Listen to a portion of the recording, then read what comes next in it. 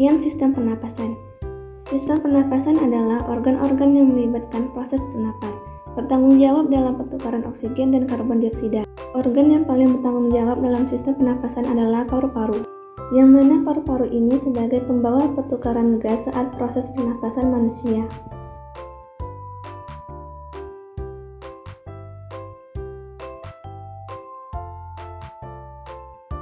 Sistem pernapasan pada manusia. Manusia bernapas untuk memasukkan udara ke dalam tubuh. Udara mengandung oksigen. Oksigen dibutuhkan untuk mendapatkan energi dari makanan. Energi itu menggerakkan semua proses kehidupan yang sangat penting pada tubuh. Pernapasan adalah proses yang dilakukan oleh organisme untuk menghasilkan energi dari hasil metabolisme. Ada dua macam pernapasan, yaitu pernapasan eksternal dan internal. Pernapasan eksternal meliputi proses pengambilan O2 dan pengeluaran CO2 dan uap air antara organisme dengan lingkungannya. Pernapasan internal disebut juga dengan pernapasan seluler, karena pernapasan ini terjadi di dalam sel, yaitu di dalam sitoplasma dan mitokondria.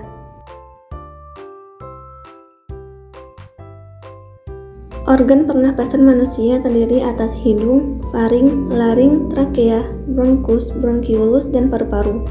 Pertama, hidung. Udara masuk melalui lubang hidung ke dalam rongga hidung. Di dalam rongga hidung terdapat rambut-rambut pendek dan tebal untuk menyaring dan menangkap kotoran yang masuk bersama udara.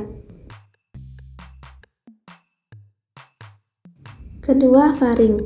Faring merupakan persimpangan antara seluruh pernapasan pada bagian depan dan saluran pencernaan pada bagian belakang. Organ ini berupa saluran otot sepanjang sekitar 13 cm. Letak faring berawal dari belakang rongga hidung yang bersambung ke belakang mulut. Karena letaknya ini, fungsi faring yang utama adalah sebagai penghubung antara mulut dan hidung dengan kerongkongan dan laring. Ketiga, laring. Laring atau teka, yaitu jakun, terdapat di bagian belakang faring. Laring terdiri atas 9 susunan tulang rawan berbentuk kotak. Fungsi utama laring adalah untuk melindungi saluran pernapasan di bawahnya dengan cara menutup secara cepat pada stimulasi mekanik, sehingga mencegah masuknya benda asing ke dalam saluran pernapasan. Keempat, trakea atau batang tenggorokan. Pada trakea terdapat jaringan yang disebut dengan silia yang akan bergerak dan mendorong keluar debu-debu dan bakteri yang masuk.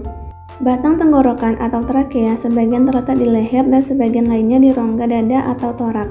Fungsinya untuk meneruskan perjalanan udara ke paru-paru dan penyaring benda-benda asing yang masuk ke saluran pernapasan.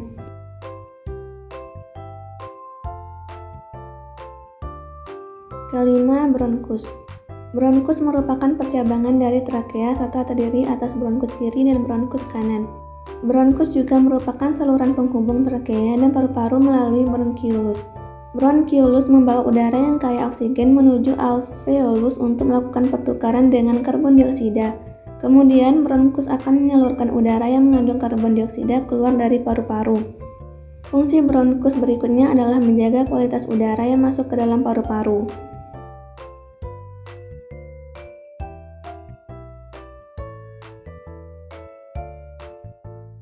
Keenam, bronkiolus. Bronkiolus merupakan saluran udara berdiameter 0,3 sampai 1 mm.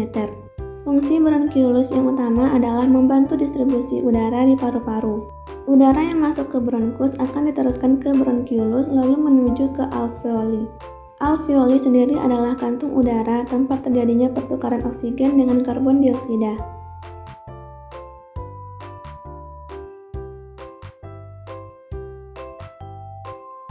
Ketujuh, alveolus. Alveolus terdapat di dalam paru-paru merupakan tempat terjadinya pertukaran oksigen dan karbon dioksida. Alveolus dikelilingi kapiler-kapiler darah. Adanya alveolus ini mengakibatkan struktur paru-paru seperti kasur busa yang memiliki rongga-rongga atau kantung kecil. Alveolus berjumlah 600 juta sehingga dapat memperluas permukaan paru-paru. Terakhir atau yang ke-8 ada paru-paru. Paru-paru adalah organ pernapasan yang terletak di rongga dada dan terdiri dari dua bagian, yaitu bagian kanan yang lebih besar dari bagian kiri. Paru-paru kanan mempunyai 3 lobus, sedangkan paru-paru kiri mempunyai 2 lobus. Paru-paru kanan dan kiri dipisahkan oleh ruang yang disebut mediastinum. Sebagai organ pernapasan utama, paru-paru berfungsi sebagai tempat pertukaran gas antara oksigen dan karbon dioksida di dalam tubuh.